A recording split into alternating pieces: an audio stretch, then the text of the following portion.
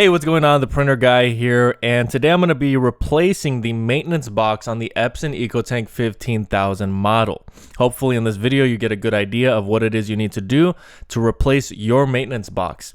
If this video ends up being helpful, please make sure to like.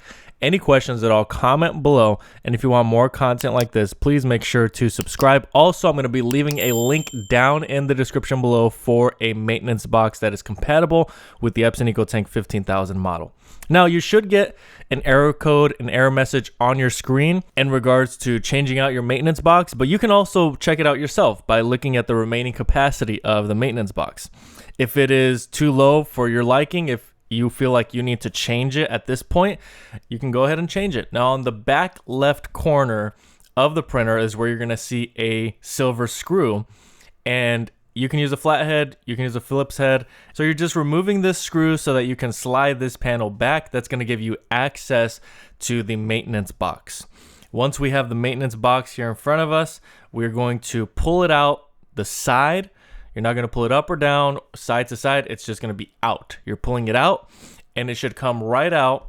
And at this point, you're going to grab your new maintenance box. Again, link in the description below for a new maintenance box that is compatible with the Epson EcoTank 15,000 model. The one I'm linking you to actually has a small screwdriver, so that's going to be perfect. You won't even need to worry about that. Okay, so at this point, what you need to do with your maintenance box is reinstall it, of course. Now, there's going to be a whole prompt that you go through on the screen once it's actually installed, but you're going to take it and you're going to slide it in. Just like you slid out the old one, you're going to slide in the new one. And that's all you have to do. There's nothing else involved in this. You're going to replace the panel. Make sure to tighten the screw.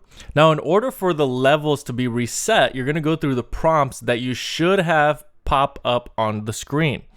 If nothing pops up, you're going to need to look up the instructions for how to go through the whole setup of the maintenance box being received by the printer and resetting that maintenance box level so that when you check it, it's actually accurate. You want to know how much ink is in there. You want to know how much has been used up because if it's totally full, it's kind of too late at that point. You most likely would have some print quality issues by that point. All right, so this is the prompt that you're going to get on the screen, and it's going to tell you to install the maintenance box correctly.